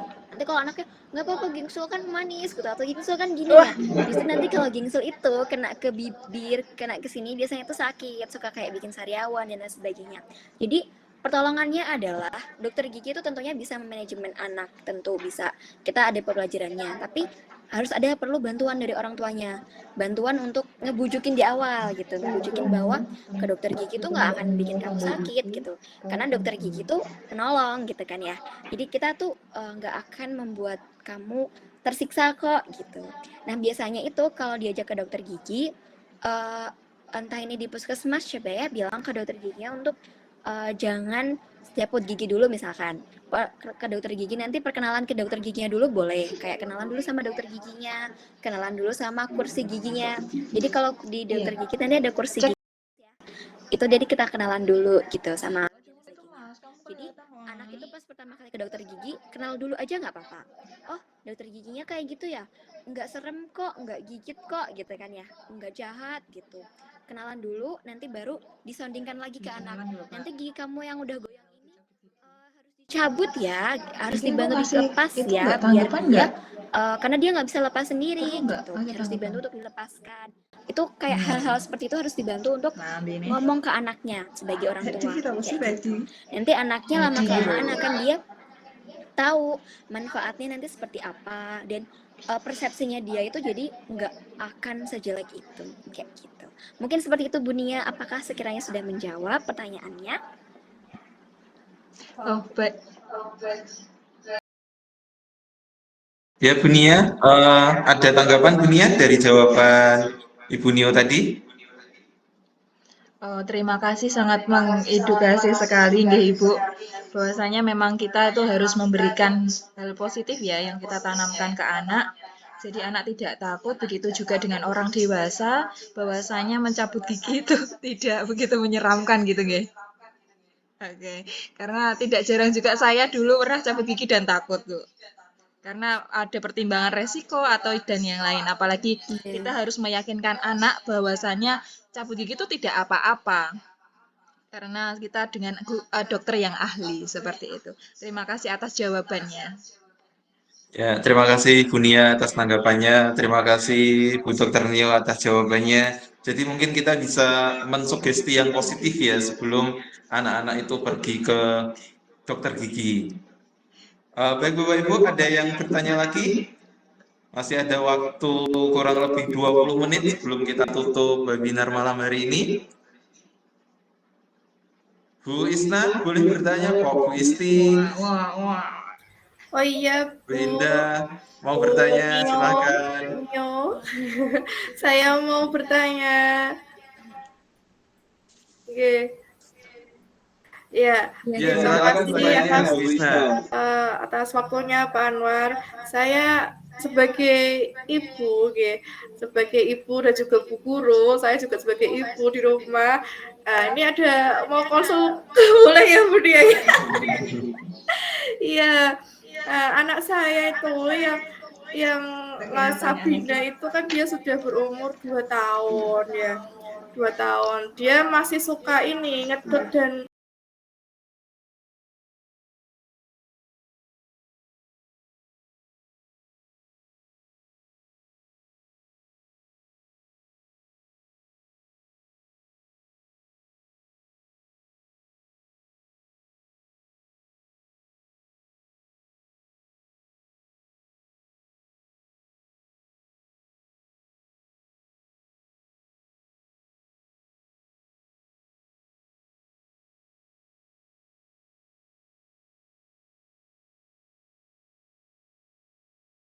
di situ bagian tubuh itu dia mesti selalu berontak gitu. Ya itu gimana? Kapan saya harus memulai memeriksakan dia atau saya harus bagaimana gitu Nio? Terima kasih. Terima kasih Bu Isna atas pertanyaannya ya. Malah ini open konsul ya. Jadi sebenarnya untuk kalau pakai dot ya, pakai jari, Saya pernah baca, jadi kalau misalkan dari rekomendasi AMP ya, atau American Academy Pediatric gitu, jadi itu Asosiasi Kedokteran Gigi Anak. Itu sebenarnya dia tidak menyarankan anak itu pakai dot kalau usianya udah di atas 15 bulan. Nah, itu nggak boleh pakai dot. Dan itu juga ada juga sih ilmu di kedokteran giginya. Jadi kalau anak nanti dia keseringan pakai dot sama gigit jari, nanti takutnya adalah gigi atasnya dia tuh maju, yang depan maju, dan gigi bawahnya ini dia akan jadi mundur. Profil wajahnya nanti akan cenderung cembung gitu. Jadi nanti akan kayak tonggos gitu ya. Tonggos seperti itu. Itu kalau dia dikasih dot sama dikasih tadi gigit jari itu lebih dari usia dia 15 bulan. Karena pertumbuhan gigi anak itu kan dia dimulainya nanti akhir banget memang sampai usia 3 tahun kayak gitu kan. Tapi kan gigi depan gigi anak yang pertama kali tumbuh itu kan biasanya gigi bawahnya 2 kan. Anak ya kecil 2 gitu. Terus nanti atasnya lagi ada 2, udah 4 tuh, giginya 4. Terus nanti jadi belakangnya ada giginya. Terus nanti yang paling akhir itu gigi taringnya gitu. Kalau Bapak Ibu sekalian suka lihat cipung itu sekarang udah tumbuh gigi taringnya. Penting banget ya, enggak deh. Nah itu karena dia udah mau 3 tahun gitu. Nah pokoknya itu adalah gigi depan itu sudah mau lengkap ketika anak itu udah 2,5 tahun sampai 3 tahun. Itu giginya sudah lengkap. Jadi itu nanti karena sudah terlanjur ya Bu Isna ya, kan dia sudah umurnya lebih dari 15 bulan memang sudah terlanjur. Biasanya yaitu pencegahannya bisa dikonsultasikan dulu ke dokter gigi untuk nanti dibuatkan alat, atau yang paling gampangnya nanti bisa dibantu karena gigi sendiri itu kan sebenarnya konsepnya gigit, tapi ada yang membuat gigi itu bertahan. Nah yang bertahan itu adalah kan ada bibirnya nih sama ada lidah. Nah lidah dan bibir ini dia yang membuat gigi itu selalu bergerak. Nah nanti bantuannya adalah di stop dotnya. Nah di stop dotnya nanti dia malah nggak bisa tidur, nanti dia malah nggak bisa ini. Iya, nanti harus gimana? Ya itu konsep kalau punya anak memang harus tegel sih ya Bu ya. Saya sih belum punya anak ya, tapi itu teorinya seperti itu. Saya nggak tahu nanti kalau praktekannya ya nanti lah mungkin. Nah itu harus tegel nanti. Sama kayak sikat gigi anak tuh kan harus diajarkan dari dia kecil. Nanti kalau dia nggak bisa sikat gigi gitu, nggak mau, nanti daripada nangis gitu ya. Pilihannya gini, daripada dia nangis atau daripada dia giginya sakit, daripada giginya dia jadi jelek gitu. Nanti kalau giginya dia pas kecil itu udah karies rampan ya namanya ya, giginya semuanya hitam gitu karena kebanyakan makan minum dot kayak gitu. Nanti tuh pas gedenya giginya tuh jadinya nggak rapi gitu. Gigi nggak rapi doang kok, gampang nanti bisa dibehel dan lain sebagainya. Enggak gitu, anak tuh juga giginya punya nyawa loh, punya nyawa dalam arti punya saraf, punya pembuluh darah. Pasti anak itu sakit, jadi dia nggak bisa makannya susah. Nah makan susah nanti dia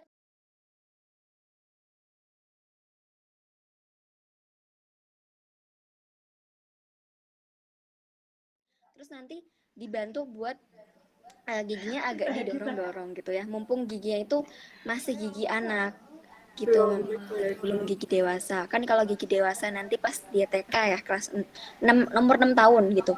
Apalagi kalau anak cewek ya, anak cewek itu tumbuh giginya lebih cepat daripada anak cowok.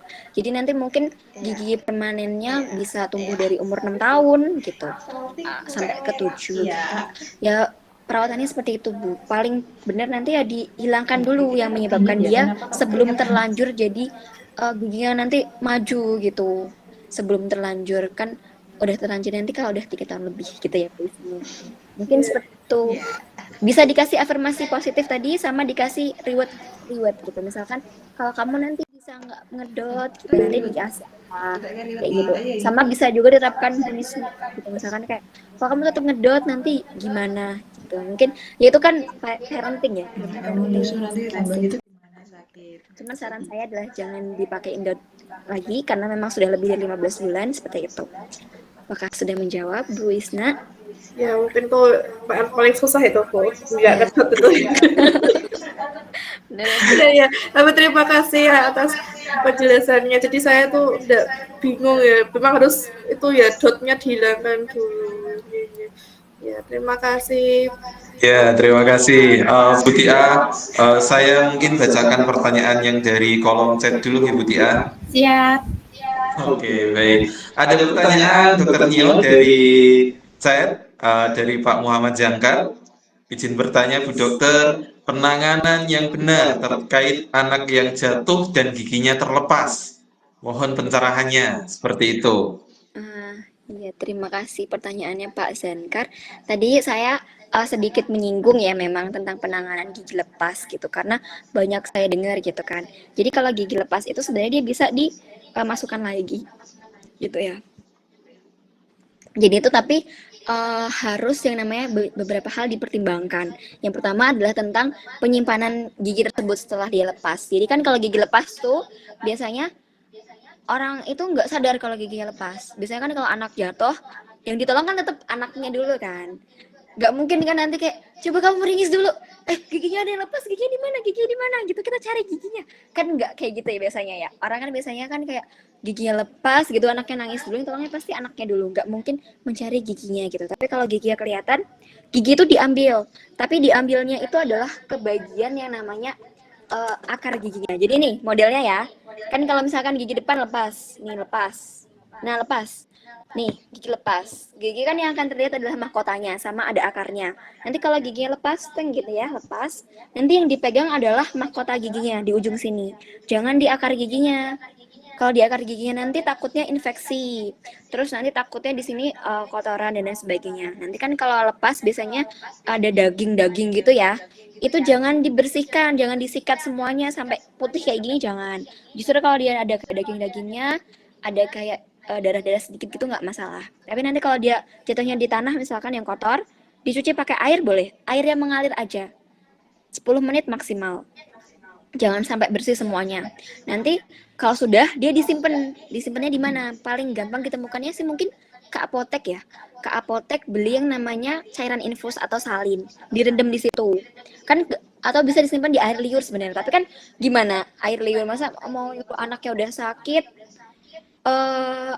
air liurnya disuruh ini kan nggak mungkin. Atau kalau misalkan air kelapa gitu, dadak menek dulu ya, dadak menek dulu jipuk kelapa ngono kan ya, susah ya. Paling mending kan di apotek gitu ya, beli air salin gitu atau yang namanya buat air infus. Terus nanti disimpan ke apotek langsung, atau kalau apoteknya ke puskesmasnya langsung, atau kalau puskesmas itu ke rumah sakit, ke dokter giginya. Itu gawat darurat, harus segera untuk ditransplantasi gitu. Nah, nanti kalau masangnya gimana? Nanti itu masangnya kalau saya ngajarin berarti nanti ini kuliah dokter gigi ya Bapak Ibu ya, langsung jadi dokter gigi. Nanti dipasang saja gitu. Nanti selain seperti itu. Jadi yang paling penting adalah tentang penyimpanan gigi ini supaya bisa untuk ditransplantasikan lagi. Tapi saya pernah dengar cerita gini katanya, loh itu saya cuci terus nanti saya langsung pasang. Bisa kayak gitu.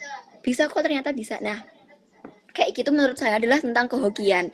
Mungkin hoki anaknya itu masih dipakai 2 tahun, mungkin dipakai semua itu hokinya. Jadi belum tentu kalau itu dipraktekkan akan berhasil seperti itu. Jadi yang dipraktekkan itu yang benar saja ya Bapak Ibu ya. Seperti itu, penyimpanannya jangan dicuci bersih dan nanti dibawa langsung aja ke dokter gigi. Anak didik saya di kelas 1 sudah panik duluan Bu Dokter. Iya, tentu. Itu makanya Pak, tips pertama adalah jangan panik. Tapi gimana ya, jangan panik itu kalau teori saja bisa. Saya juga orangnya panikan. Tentunya saya akan panik banget itu pasti. Kalau giginya copot ya. Tapi ya itu nanti pertama kalau sudah seperti itu menangani kan sudah tahu Bapak Ibu semua di sini. Jadi dia harus disimpannya yang benar, nanti dibawa ke dokter untuk dia dipasang lagi. Dan diikat gitu ibaratnya ya, diikat supaya giginya itu kuat. Mungkin seperti itu jawaban saya Pak. Apakah sudah menjawab? Jangka waktu penyimpanan. Nah, jangka waktu penyimpanannya ini sendiri harusnya namanya segera. Segera itu bisa beberapa jam gitu. Tapi kalau hari itu sih udah jangan ya Pak ya. Masa nunggu seminggu gitu, jangan. Beberapa jam saja. Namanya kan juga gawat darurat. Jadi gawat darurat gigi gitu. Sama kayak manusia. Manusia umumnya ya. Gigi itu juga punya nyawanya gitu. Nanti kalau ibaratnya orang tuh ya sudah meninggal gitu, dia sudah kejang-kejang dan sebagainya gitu.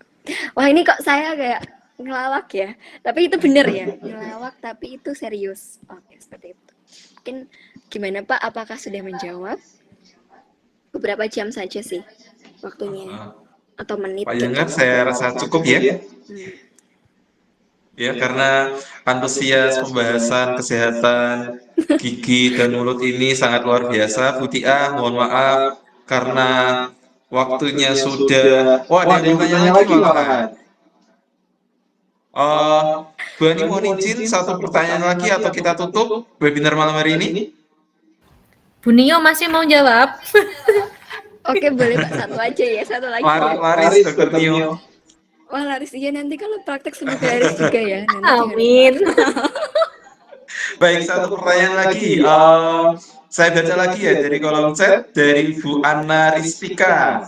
Izin bertanya Bu Dokter, berkaitan dengan pernyataan Bu Nia pertama tadi, ada anak dan beberapa orang tua pun takut ke dokter gigi berkaitan dengan cabut gigi. Di masyarakat banyak yang berpendapat kalau mencabut gigi atas itu bisa berpengaruh pada saraf mata. Bagaimana dengan cabut gigi atas pada orang dewasa? Terima kasih. Baik, terima kasih atas pertanyaannya Bu Ana ya, Bu Ana. Pertanyaannya bagus. Saya sering banget dengar pertanyaan itu. Ini kalau mau dijawab guyon atau jawab serius. Kalau misalkan ini kayak guyon ya, cabut gigi bahaya nggak buat mata gitu. Bahaya kalau alatnya kena mata, tapi kan nggak mungkin. Dokter gigi kan akan melakukannya dengan serius dan juga benar. Jadi kalau tentang terkait persyarafan gigi itu memang benar, gigi itu kan punya nyawanya sendiri-sendiri. Jadi dia punya saraf sendiri, punya pembuluh darahnya sendiri-sendiri. Nah, persarafan ini itu dia nggak kena ke mata kok gitu. Saraf mata itu berbeda dengan saraf gigi gitu. Jadi saya masih belum bisa nemu perumpamaannya sih ya. Tapi kalau jadi intinya adalah sarafnya di mata itu ada sarafnya sendiri. Kalau saraf di gigi nanti ada jenisnya sendiri. Dan saraf tersebut tidak akan mengenai mata, tidak akan menyebabkan namanya kebutaan dan lain sebagainya. Itu nggak ada ceritanya. Dia cabut gigi nanti buta matanya, itu tidak. Tentu saja nanti aman seperti itu. Nanti yang disampaikan sih bisa aja kalau misalkan di atas ya, nyabut gigi atas itu komplikasinya yang harus diketahui biasanya hubungannya malah justru ke hidung gitu. Yang ke hidung. Apakah hidungnya jadi mampet dan lain sebagainya? Enggak. Nanti hidungnya mungkin akan kerasa kayak sedikit kebas gitu. Jadi kayak sininya kok agak kayak orang pilek kayak gitu. Tapi itu hanya efek anti nyerinya, anti anestesinya saja atau anti rasa sakitnya saja. Jadi cuma bertahan beberapa menit atau jam kayak gitu. Tapi kalau untuk mata enggak. Jadi kalau jawaban guyonnya itu adalah kalau cabut gigi ya, enggak mungkin dia akan langsung kena ke mata, ke hidung dulu gitu. Enggak. Tapi itu tenang, akan aman gitu loh. Akan tenang, aman saja. Kalau gigi atas itu tidak akan kena ke mata kok. Tidak akan menyebabkan kebutaan. Karena apa? Karena sarafnya berbeda. Nanti boleh di googling dulu misalkan saraf gigi itu apa aja sih gitu. Saraf mata apa saja sih. Soalnya kalau saya jawab terangin sarafnya nama-namanya nanti jadinya kuliah. Ya biar jadinya kuliah nanti bisa 1 jam sendiri. Jadi inti jawabannya adalah tidak akan berbahaya karena tidak ada hubungan saraf gigi tersebut ke mata kayak gitu yang menyebabkan buta dan lain sebagainya.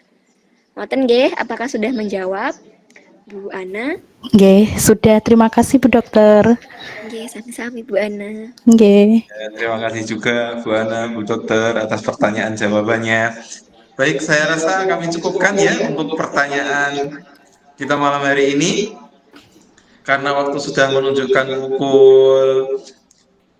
hampir pukul 21 ya Bapak Ibu. Jadi mari kita tutup webinar malam hari ini dengan membaca hamdalah bersama-sama. Alhamdulillahirobbilalamin.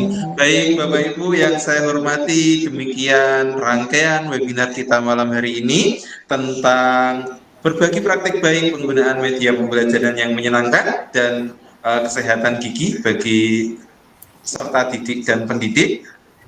Saya ucapkan terima kasih kepada panitia penyelenggara webinar. Terima kasih juga kepada narasumber kita malam hari ini, Bu Isna, Bu Indah, Dr. Nio. Terima kasih banyak. Terima kasih juga kepada Bapak Ibu peserta webinar malam hari ini yang telah meluangkan waktu dan berpartisipasi dalam acara webinar malam ini. Mohon maaf apabila ada kendala teknis tadi ya, mohon maaf juga apabila ada kata-kata yang berlebihan dan kurang berkenan. Saya selaku host malam ini mohon maaf yang sebesar-besarnya. Sekali lagi terima kasih untuk semuanya. Saya akhiri. Assalamualaikum warahmatullahi wabarakatuh. Waalaikumsalam. Waalaikumsalam warahmatullahi wabarakatuh.